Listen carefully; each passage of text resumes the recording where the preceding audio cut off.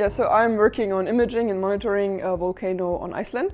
And already Iceland is quite a interesting and complex setting where you have the Mid-Atlantic Ridge as the plate boundary between America and Europe. And then you also have underneath Iceland a hotspot. So you have like two volcanic systems superimposed on each other. And at Grafle, the volcano I'm working at, it's kind of the same. Like you have this fissure swarm due to the rifting, and then you also have a central volcano kind of on top. And in addition to this, there is also a geothermal power plant right within the caldera of this volcano. And so it's a really complex setting and interplay of different processes.